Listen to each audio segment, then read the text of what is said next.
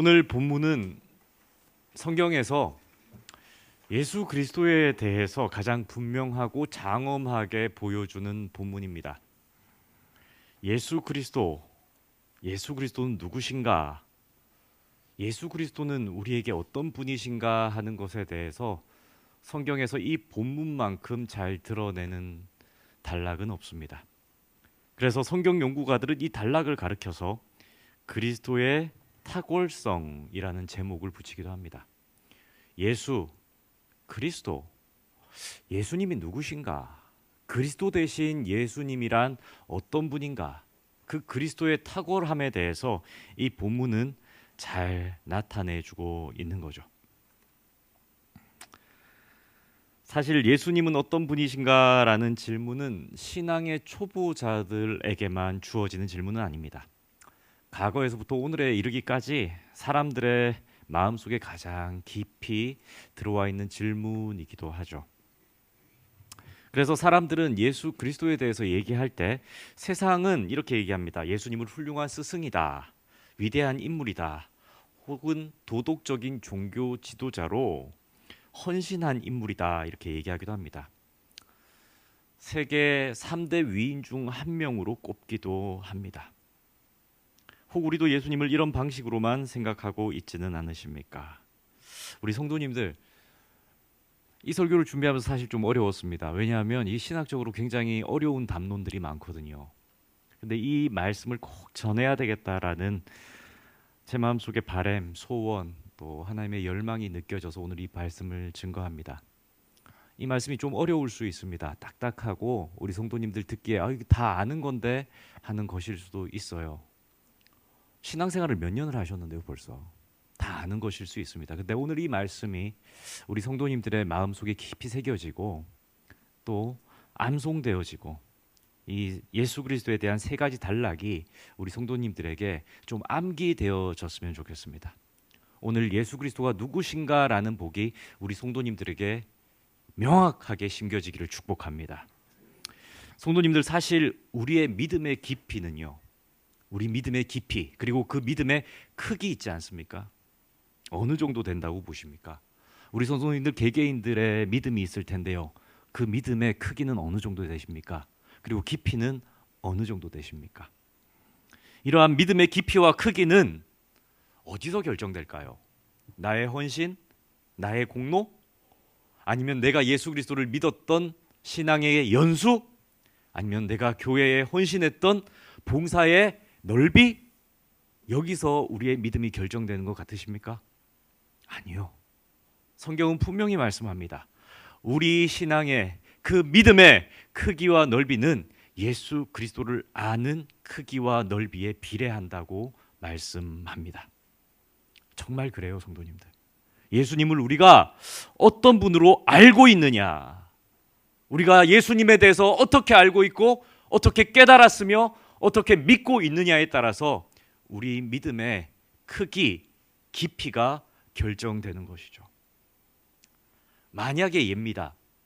예수님을요, 그냥 아플 때 기도하면 병을 고쳐주시는 분이라는 것으로만 우리가 알고 인식한다면 우리의 믿음도 거기까지만 잘하고 멈추는 것입니다.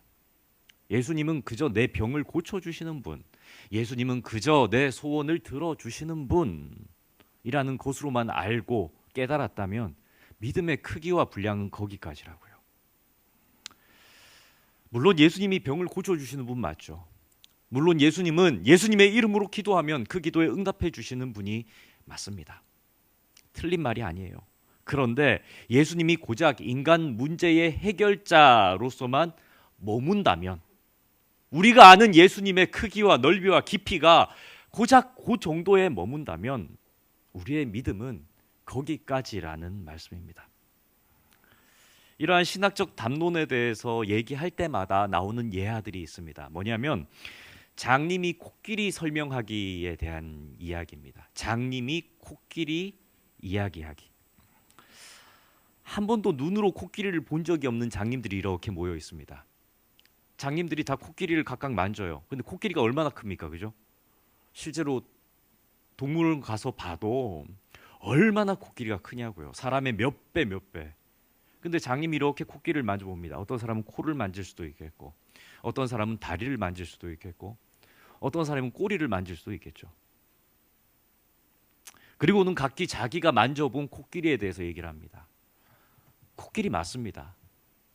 그런데 그렇게 각각 자기가 만진 코끼리에 대해서만 얘기하고 내가 만진 코끼리만 옳다라고 얘기한다면, 서로 그래서 우긴다면 이게 가당키나 한 이야기일까요?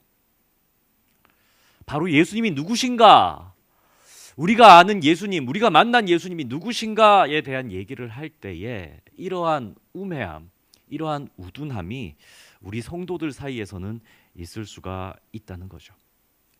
골로새서, 성도님들 골로새서 다 읽어보셨습니까? 이 골로새서는요, 정말 읽어보면 신학적인 담론으로 가득합니다. 바울이 그 신학적인 깊이가 얼마나 깊었는지, 정말 이건 하나님이 주신 지혜인 게 분명해. 왜? 그때 당시에 이렇게 하나님에 대해서, 교회에 대해서, 그리고 예수 그리스도에 대해서 알 수 있는 방법이 없거든요. 그런데 이 골로새서가요, 이 골로새서 성경의 배경이 되는 시대적 상황이 이러했던 거예요. 뭐냐면 예수님에 대해서 이러쿵저러쿵 세상에 사람들이 말이 많았습니다. 이단적 가르침이 많고, 예수님이 인간이냐 신이냐, 예수님은 어떤 분이냐, 교회가 이래야 되냐 저래야 되냐, 이런저런 얘기들이 정말 많았습니다. 그래서 심지어 세워진 교회마저도 이단적인 가르침이 침투해가지고 흔들리고 어렵고 혼돈한 그런 상황이었던 거죠. 이게 바로 골로새서 성경이 쓰여지게 된 배경입니다. 그런데 보십시오. 철이 철을 날카롭게 하듯이 이단의 잘못된 가르침과 아픔, 교회의 혼동, 어지러움이 있었기 때문에 그 혼돈의 시대 가운데 하나님께서 선명한 진리 하나를 사도 바울에게 부어줍니다. 바로 이게 골로새서입니다. 예수 그리스도에 대한 분명한 진리, 예수님이 누구신가에 대한 분명한 가르침, 이것이 바로 골로새서의 그런 배경 속에서 담겨지게 된 거죠. 사람들은 수없이 교회는 이래야 되고 예수님은 이런 분이어야 되고 하는 것들을 자기 생각을 쏟아놓는 시대 가운데 하나님께서 부어주신 지혜와 지식이 사도 바울에게 선명하게 임하고, 사도 바울은 그것을 오늘 골로새서를 통해 우리에게 말씀하고 있다는 것입니다. 성도님들, 각자에게 한번 질문해 보십시오. 누가 나에게 예수님에 대해서 묻는다면 나는 예수님에 대해서 어떻게 설명할 수 있는가? 어떻게든 설명하실 수 있으리라 생각합니다. 그런데 과연 내가 설명하는 그 예수님이 성경이 말씀하시는 그 예수님을 제대로 담고 있을까? 내가 믿었던 예수님에 대한 경험과 이야기가 과연 성경이 말씀하시는 예수님에 대해서 다 말씀하고 있는 것일까? 라는 의문도 품어보시기 바랍니다. 그래서 오늘 우리는 사도 바울이 이러한 수많은 혼돈 가운데에서 예수님에 대해서 증거한 세 가지, 그 세 가지 말씀을 함께 나누고자 합니다. 첫째는요, 자막이 있죠. 우리 함께 읽겠습니다. 예수님은 창조주 하나님이십니다. 아멘. 예수님은요, 창조주 하나님이세요. 우리는 흔히 예수님은 하나님의 아들로서 인간의 몸을 입고 오셔서 우리의 구원을 위해, 우리를 위해 대신 죽으신, 십자가에서 죽으신 대속물, 속전으로만 생각을 합니다. 우리의 죄를 속량하시기 위해서 속전대사, 우리 대신 죽은 인간의 몸뚱아리이신 하나님, 이로 우리는 생각하죠. 그러한 경향들이 있어요. 예수님 그러면 십자가에 달린 피를 뚝뚝 흘리는 죽은 인간의 어떠한 모습, 그리고 죽었던 인간이 부활하는 어떠한 모습으로만 생각하는 경향이 있습니다. 그래서 우리는 예수님의 신성에 대해서 잘 알지 못합니다. 예수님의 신성, 인간 예수로만 이렇게 그냥 생각하고 넘어갈 때가 있죠. 하지만 바울은 예수님은 하나님의 형상으로, 하나님은 하나님의 형상, 예수님은 하나님의 형상이다라고 얘기하면서 만물이 그에게서 창조되었다, 만물이 그에게서 비롯되었다라고 분명히 선포합니다. 아멘이시죠? 본문 15절과 16절 말씀입니다. 우리 함께 읽겠습니다. 그는 보이지 아니하는 하나님의 형상이시요 모든 피조물보다 먼저 나신 이시니 만물이 그에게서 창조되되 하늘과 땅에서 보이는 것들과 보이지 않는 것들과 혹은 왕권들이나 주권들이나 통치자들이나 권세들이나 만물이 다 그로 말미암고 그를 위하여 창조되었고. 아멘. 성도님들, 이 구절 잘 보시고 정말 깨달으시고 또 마음속에 새기시고 기억할 수 있게 되기를 축복합니다. 이 구절이요, 잘못된 구절이 아니라면 예수님이 누구십니까? 바로 창조 질서 가운데, 창조 그 시대 가운데 함께 하신 하나님이 분명하십니다. 바로 예수님은 창조주 하나님이세요. 예수님은 우리와 같은 인간의 몸을 입으셨을지 몰라도 또한 완전하신 하나님으로 창조 세계 안에 갇혀 계신 분이 아니라 어디에? 창조 세계 위에 계시던 분이십니다. 그런 하나님이 우리의 질서 속으로 들어와 주신 거죠. 모든 것을 초월하는 탁월하신 하나님께서, 하나님이신 그 예수님께서 질서 속으로 그냥 들어와 주신 겁니다.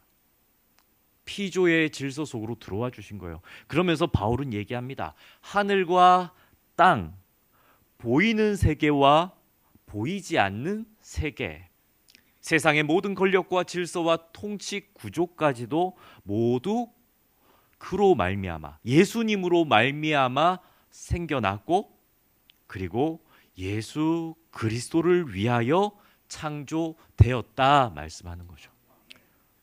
이게 깨달아지십니까? 이게 정말 예수 그리스도의 신비입니다. 성도님들, 말씀 잘 들으셔야 돼요. 정말 잘 들어야 됩니다. 예수님은요, 창조 세계와 함께 계셨고 이 땅의 모든 것들, 눈에 보이는 것이나 눈에 보이지 않는 것들까지도, 영의 세계까지도, 그렇죠? 모든 것들이 예수 그리스도로 말미암아 생겨난 겁니다.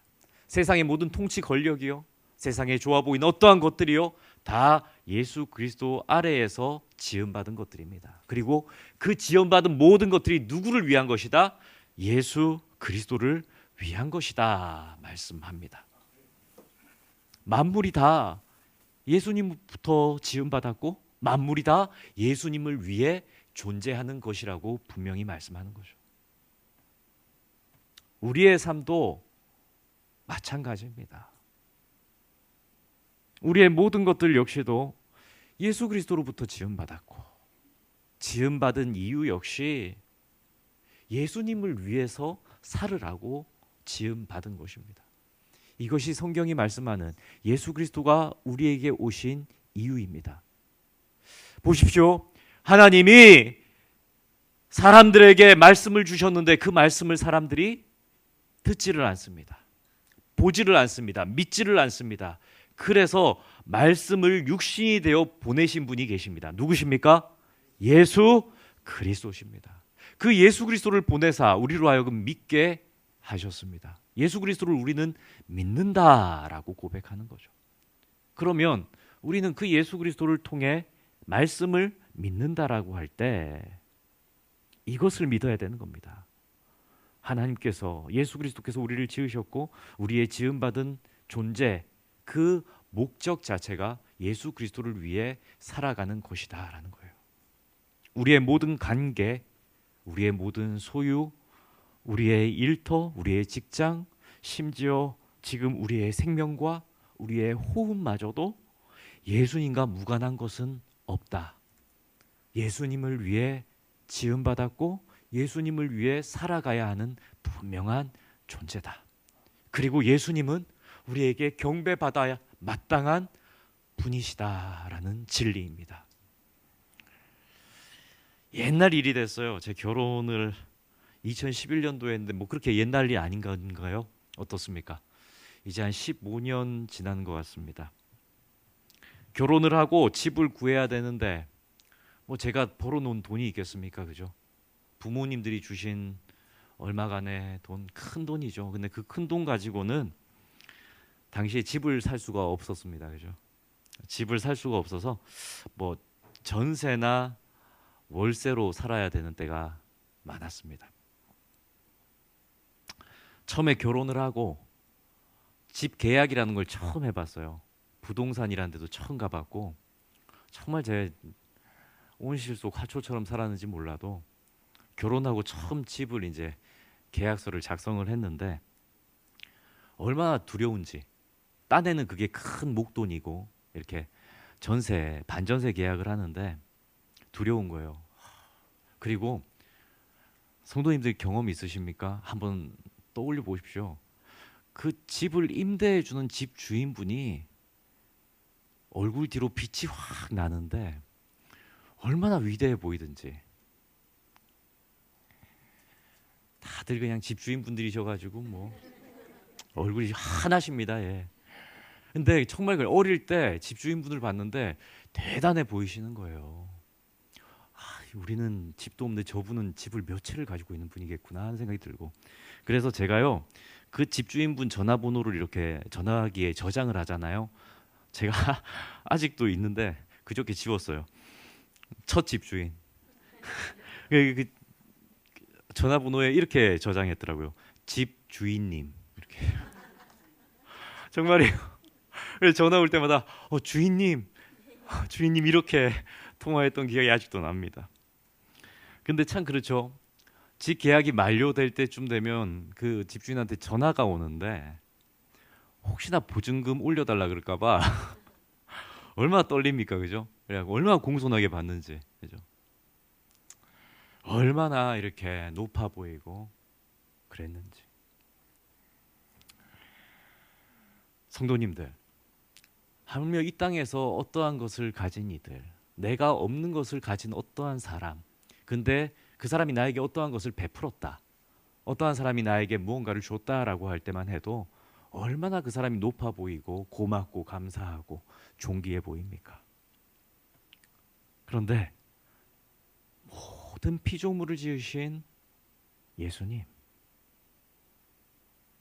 그 예수님에 대해서 우리는 어떻게 생각하고 있으시며 어떻게 그 예수님을 대하고 있으십니까? 우리는 기도할 때마다 예수님의 이름으로 기도드립니다 하고 끝내요. 그죠? 왜? 중보자 되시니까. 그런데 그 기도의 내용을 한번 잘 생각해 보십시오. 왜 나에게 이거 기도 응답 안 해주십니까? 하면서 따지는 기도 실컷 해놓고 예수님의 이름으로 기도드립니다. 아멘.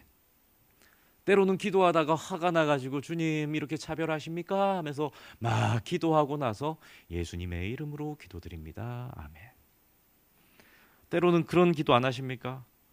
주님 이 기도 안 들어주시면 저 교회를 떠날지도 몰라요 하고 예수님의 이름으로 기도드립니다. 아멘. 예수님을 사랑한다고 하면서 전혀 예의가 없는, 예수님을 사랑한다고 말하면서도 예배에 대해서 아무런 얘기도 준비도 없는 모습.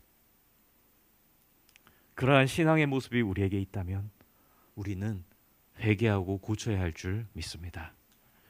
우리는 예수님께 대한 올바른 경배의 태도를 회복하여야 합니다.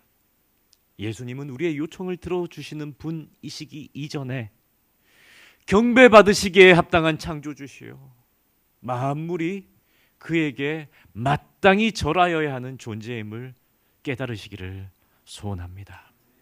둘째로 예수님은 만물의 왕이시요 교회의 머리이십니다. 아멘. 우리 함께 다시 한번 읽읍시다. 예수님은 만물의 왕이시요 교회의 머리이십니다. 아멘. 우리 본문 18절 말씀인데요. 우리 함께 읽겠습니다. 그는 몸인 교회의 머리시라. 그가 근본이시요 죽은 자들 가운데서 먼저 나신 이시니 이는 친히 만물의 으뜸이 되려 하심이요. 아멘. 성도님, 이 말씀 또 잘 보십시오. 교회의 머리 되신 예수 그리스도, 그리고 만물의 으뜸이 되려 하신 분. 사도 바울은요, 이제 예수님에 대해서 창조주를 넘어서서 창조하신 예수님께서 뭘 하시는가? 그분은 이 피조 세계 가운데 통치와 권위를 가진 분이라고 선포하고 있습니다. 마땅히 이 세상을 다스리시고 이 세상을 통치하시는 분이 바로 예수 그리스도시다 말씀하시는 거죠. 그러면서 특별히 그는 몸인 교회에 뭐라고 합니까? 머리. 예수는 교회의 뭐라고요? 머리시다. 예수님은 교회의 머리시다. 예수님은 교회의 머리시다. 예수님은 교회의 머리시다 말씀합니다. 성도님들, 머리라는 말은 무슨 의미입니까? 방향을 결정하시는 분, 판단의 기준을 정하시는 분, 생명을 공급하시는 분, 모든 의사 결정의 최고 결정권자는 바로 예수 그리스도시다 말씀하는 거죠. 몸은 머리의 명령을 따르지 않으면 정상적으로 움직일 수가 없고, 몸이 자기 마음대로 움직이면 그거는 몸에 이상이 생긴 거죠. 머리와 분리된 몸은 생명이 유지될 수가 없습니다. 그런데 성도님들, 우리는 교회 생활을 하면서 교회 안에서 종교 생활을 하기 때문인지 몰라도 이 진리를 자주 잊어버립니다. 예수님이 교회의 머리라고 말하면서도 실제 결정의 순간에는 사람의 욕심이 앞서고 다수의 의견이 기준이 되기도 하고 세상의 방식이 더 설득적으로 보일 때가 많습니다. 자꾸 이해타산적 계산을 하려고 하고 내 계산대로 하나님의 일하심을 제한하려고 하기까지 합니다. 교회의 움직임을 투자로 보고 그 결과를 예측해서 행동하려고 하는 거죠. 그러나 바울은 단호하게 말씀합니다. 그는 교회의 머리시다. 예수님의 말씀에 따라 몸을 움직이라는 뜻입니다. 바로 신정정치 사상입니다. 신정정치. 이게 바로 신정정치라고요. 하나님의 말씀에 입각하여 내 삶을 살아내는 것, 하나님의 말씀에 입각하여 교회가 움직이는 것이 바로 신정정치입니다. 이 어감 때문에 신정정치를 뭐 어떤 세속적인 정치로 생각하지만 그런 게 아니에요. 하나님의 말씀, 하나님의 진리대로 살아내는 것, 신정정치. 교회에서부터 어디에 이르기까지? 온 천하 만물에 이르기까지, 만물의 으뜸이 되시기까지. 바로 이게 신정정치의 사상입니다. 예수님은 이것을 우리에게 바라십니다. 교회에서요, 하나님의 말씀대로 교회가 살아내지 못한다면 교회를 이루고 있는 성도님들의 가정은 볼 필요가 뭐가 있겠습니까? 교회에서조차 하나님의 뜻대로 움직여지지 않는다면 그 교회를 이루고 있는 성도님들의 가정은 볼 필요도 없는 거죠. 그래서 하나님의 질서가 어떻게 흘러내리냐면 하나님의 질서가 교회 가운데 충만히 흘러내려서 교회가 하나님의 뜻대로 움직여지고 교회가 움직여지는 가운데 교회에 속한 지체된 우리 성도님들의 가정이 복을 받아 누립니다. 그러면서 그 가정이 하나님의 말씀대로 살아내게 되는 놀라운 역사가 일어나는 거죠. 이게 성경이 말하는 질서입니다.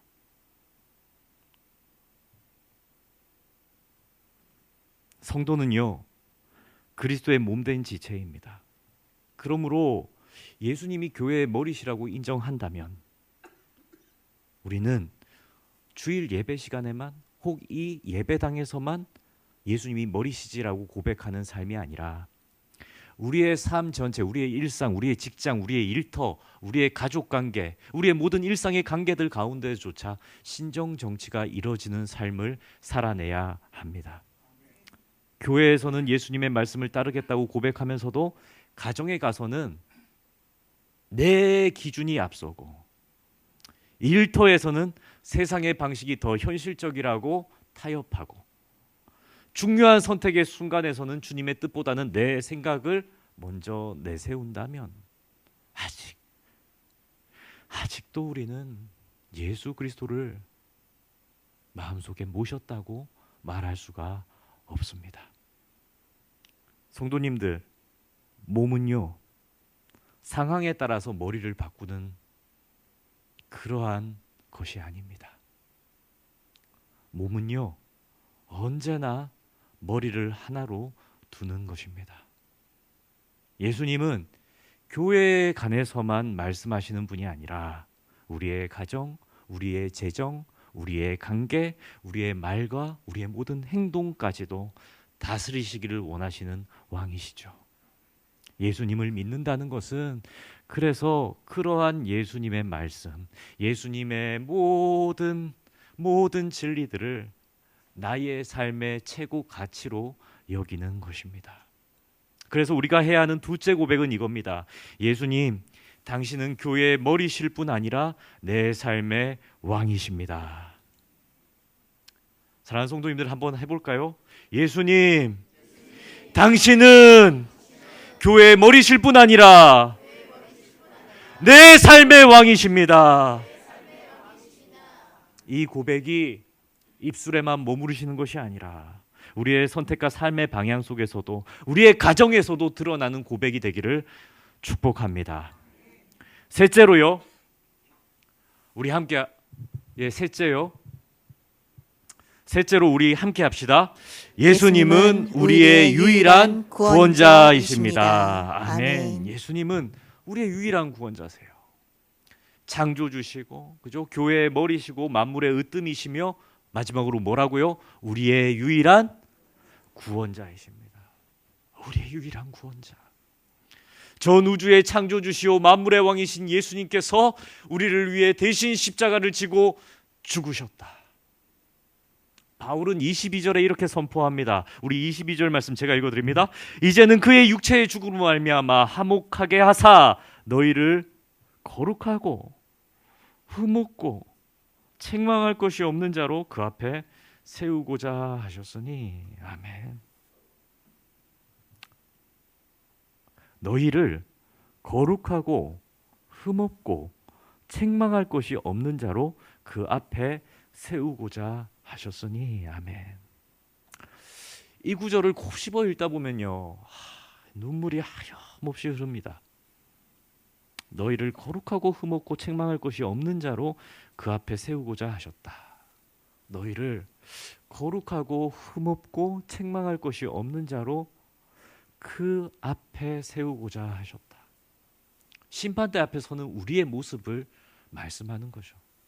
심판대 앞에 너희가 서게 될 텐데, 그 심판대 앞에 서게 됐을 때 거룩하고 흠없고 책망할 것이 없는 자로 세우고자 그분이 죽으셨다. 마치 그런 겁니다. 나에게 못난 자식이 하나 태어난 거예요. 살다가 그럴 수 있잖아요. 아이를 낳고 봤는데 아이가 못났어요. 몸에 장애가 있기도 하고 도통 말귀를 못 알아듣고 자라면서 상처도 많고 흠이 많고, 그래서 이 아이가 계속 엇나가고 사고만 치는 겁니다. 그러던 어느 날 그 애가 컸는데, 장성한 어른이 됐는데 그만 너무너무 큰 죄를 저지른 거예요. 그래서 사형 선고를 그 아들이 받는 거죠. 근데 그 아들을 보는 아버지의 마음이 한없이 무너집니다. 심판대 앞에 나가는 그 아들을 보면서 안 되겠다 마음먹은 아버지가 대신 나서는 거죠. 근데 그 아버지는 그 마을에서도, 그 동네에서도 아주 고귀한 인품과 위대한 어떠한 것을 가지고 있는 사람입니다. 그래서 어떤 이들 앞에서 무릎 꿇을 일이 전혀 없는 아버지입니다. 그런데 자식이 그런 거예요, 자식이. 근데 아버지가 자식을 너무 사랑해요. 심판대 앞에서는 아들을 막아서고서는 그 아버지가 그 심판대 앞에 대신 무릎을 꿇습니다. 그리고는 아들을 살려달라고, 대신 내가 그 죄값을 받아 죽을 테니 내 못난 아들을 낳은 죄가 나에게 있으니 나를 죽이고 이 아들만은 살려달라고 빌고 있는 예수 그리스도의 모습이 이 구절을 읽을 때마다 떠오르는 거죠. 너희를 거룩하고 흠이 없고 책망할 것이 없는 자로 그 심판대 앞에 세우시려고 대신 죽으셨다. 성도님들, 본문 22절 말씀을 이렇게 묵상하면요, 우리 안에는 이미 그 사랑이 일어난 사람들입니다. 우리는 그 위대한 왕, 창조주, 만물의 통치자께서 나 같은 보잘것없는 사람 때문에 대신 그 허물을 다 뒤집어 쓰셨구나 하는 믿음이 있는 것입니다. 우리는 이미 사형 선고를 받았던 죄인이었고 마음으로는 하나님과 원수되었던 존재였습니다. 고삐 풀린 망아지보다도 더한 존재가 바로 우리들 아닙니까? 돌아서면 까먹고 돌아서면 잊어버리고 은혜는 물에 새기고 원수는 돌에 새기는 정말 무자비한 사람들이 바로 우리 아닙니까? 사랑은 다 받아 챙겼으면서도 그 사랑은 조금도 베풀 줄 모르던 존재가 바로 우리들 아닙니까? 그런 우리를 위해서 예수 그리스도께서 대신 심판대에 서셨다. 그리고 우리를 흠 없는 자로, 책망받지 않을 자로 세우셨다. 결국 예수님의 십자가는 나를 살리기 위한 하나님이신 예수님의 결단이었습니다. 그리고 그 결과 우리는 그 심판대를 통과하여, 그죠? 하나님의 나라로, 영원한 영생의 나라로 옮겨지게 되는 것입니다. 성도님들, 우리를 그렇게 살리신 분이 바로 예수님이십니다. 그래서 우리는 다시 예수님 앞에 나와야 하고 그 예수님을 섬겨야 하며 그 예수님 앞에 예를 다하여 경배하여야 합니다. 하나도 속일 것이 없고 하나도 부끄러울 것이 없는 아버지 되신 예수님 앞에서 우리는 모든 허물 다 드러내지만 예의 바르고 경배하는 자세로 이 예배에 임해야 하는 것입니다. 사랑하는 성도님들, 오늘 본문은요, 예수님이 누구신가를 우리에게 밝히 보여주십니다. 그리고 우리에게 왜 예수님을 믿어야 하는지, 그리고 왜 우리의 삶 가운데 예수님이 중심이 되어야 하는지를 분명하게 말씀합니다. 왜 예수여야 합니까? 예수님은 창조주 하나님이시고 예수님은 만물의 왕이시며 교회의 머리이시고 나의 주인이시기 때문입니다. 그리고 예수님은 나를 살리시려 십자가를 지신 그 사랑 많으신 우리 영혼의 아버지이시기 때문입니다. 사랑하는 성도님들, 이 예수님을 떠나지 않으시기를 축복합니다. 이 예수님을 마음속에 모시고 이 예수님에 대한 지식으로 꽉 차 있는 삶을 살아가시기를 축복합니다.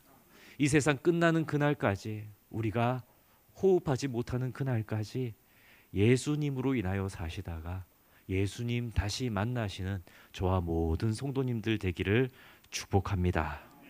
기도하겠습니다. 사랑의 하나님 아버지, 오늘 말씀 앞에 서며 다시 예수님을 바라보게 하시니 감사합니다. 우리는 종종 예수님을 필요할 때만 찾는 분으로 대하며 살아왔음을 고백합니다. 경배 받으시기에 합당한 분 앞에서 너무 쉽게 말하고 너무 가볍게 믿음을 얘기했습니다. 용서하여 주옵소서. 예수님, 당신은 교회의 머리이실 뿐 아니라 내 삶의 주인이십니다. 말로는 주님을 따른다 하면서도 선택의 순간마다 내 생각을 앞세웠던 연약한 우리를 불쌍히 여겨 주옵소서. 이제 다시 고백합니다. 주님, 내 인생의 왕이 되어 주옵소서. 가정에서도 일터에서도 보이지 않는 마음의 자리까지도 주님의 뜻으로 이끌어 주옵소서. 무엇보다 우리를 사랑하셔서 십자가까지 지신 예수님, 그 사랑으로 우리를 끝까지 붙들어 주옵소서. 이 예배, 예수 그리스도를 붙들겠다는 이 오늘의 결단이 우리의 삶 가운데 계속해서 이어지게 하시고, 오늘 하루의 예배로 끝나는 것이 아니라 모든 일상의 삶 가운데 예수님을 붙잡고 왕으로 섬기는 저희 모두 되게 하여 주옵소서. 이 모든 간구 예수님의 이름으로 기도드립니다. 아멘.